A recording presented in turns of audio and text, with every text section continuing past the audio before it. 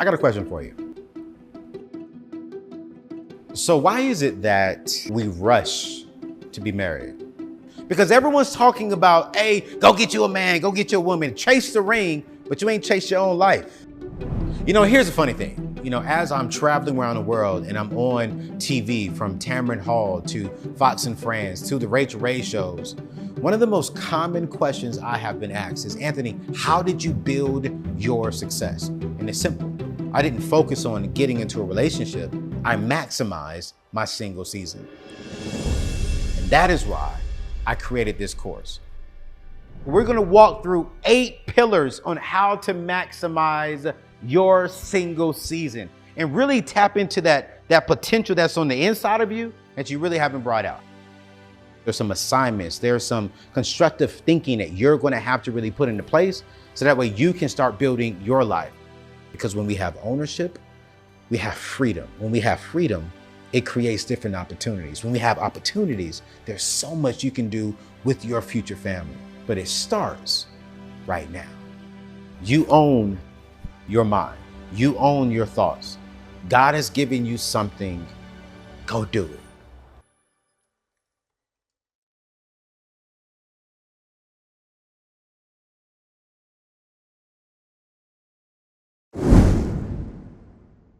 You found a problem, you fixed it, and now it's made you who you are today. Yeah, and I never knew like it was gonna be like this big. Yeah. Like I just wanted to see like how big it could be. Mm-hmm. I just never knew how big this was really gonna be. And like I'm at a point now where like the comb itself, I don't really want it to be like, I want it to be like what the Afro pick was like in the 70s, right? Mm-hmm. Like I want it to be a symbol of like the American dream for African Americans. This is a product that was built on African Americans, right? To help us. And what we're doing next year is even more dope because I'm going to be donating like a portion of every comb that is sold to just African Americans, like whether it's an entrepreneurship or a scholarship or to underfunded schools. Mm-hmm. Like my goal is that I want like the Black dollar to be recycled. And this is a way that I can do that. So where did Shark Tank come into play? Because it sounds like you were already winning and doing your thing and selling out. So why, if you were already winning, what made you get on Shark Tank? Two things. One, at the time, everything was made in the United States because I got like an OCD thing, except for the mesh. The mesh was coming from overseas, from Asia. Okay. And then they kind of had like this whole, I think a certain portion of the year, depending on where your manufacturer's located, they like shut down because of like pollution regulations. Yep. So they shut down for like 2.5, 3 months. So I was like, I didn't have product for like a month, right before I even pitched on Shark Tank. And I was just like, yo, I want to know if I didn't go on Shark Tank for the money. I wanted to go to see if I can get like the resources. And like, it would be so like dope if I got Damon, right? Damon or Mark were like the 2 people that I wanted because like, if there's so many successful entrepreneurs out there that are Black, but Damon's on the forefront, right? Yeah. And he's done it. Yeah. And he's built the company for us, by us, right? Like he's one of those guys. Right. So if I can have that mentorship, that'd be priceless. Or if I can get Mark, like that'd be priceless, right? Yeah, that's smart too. So those are the 2 guys that I wanted. And when I ended up getting both of them, I was just like, yo, talk about manifestation. It just worked out. I'm living proof that there's a God, that something does exist. Absolutely. One of the things I love about your show, man, is, I've had the opportunity to sit down with both of those guys, Damon and Mark. I know they only invest in companies and people who they really see something more so in the person than they do in the company. Correct. And especially Mark. Exactly. And one of the things that you said was that I was like, I need this guy, because some people get upset when I say this. And I'm apologizing because I don't mean this rude, but his story I was like, yo, he needs to come on here and share it for himself. I tell my people to be good stewards with the resources that God has given them, right? Yeah. And you got the check from Mark Cuban. And one of the things that was so funny when I saw your interview, you said, yo, I got the check. I went to meet with Mark Cuban, who is a billionaire, and your car wouldn't even start. Yeah. It's like you didn't go out there and get this check and go get you a brand new Maserati. You didn't go out there and get this big old car, like this big old house. You was like, yo, okay, I need to be a good steward of this and flip it. Why, bro? Because I'm gonna be real. I don't know if the majority of black men would have done that. It's again, this different upbringing. I'm from an island called Trinidad, right?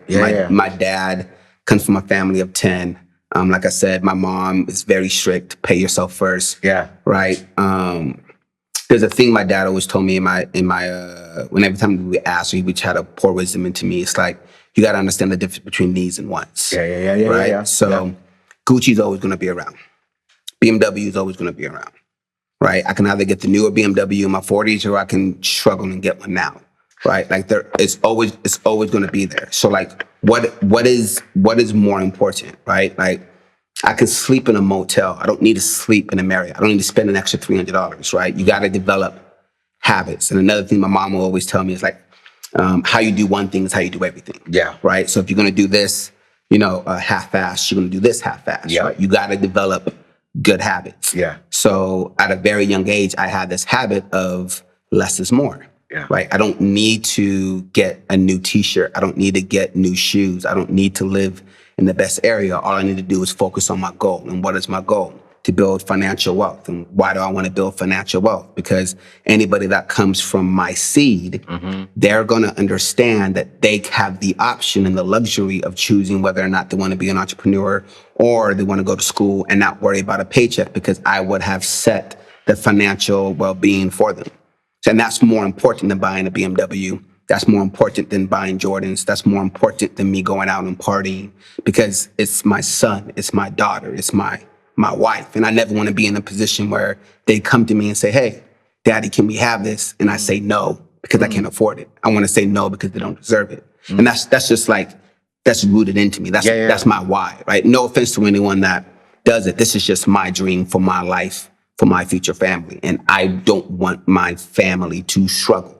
There's what my grandparents did just for me, like my generation, to be a first generation in America. Like, I guess being an immigrant, like what they did for us to come here is a lot. So I'm slapping them in the face. All the hard work that they did, I'm just slapping them in the face. If I'm going to just throw it away, what was the point of them doing what they're doing? What was the point of them making 20, 30, 40 trips from Trinidad, going back and forth?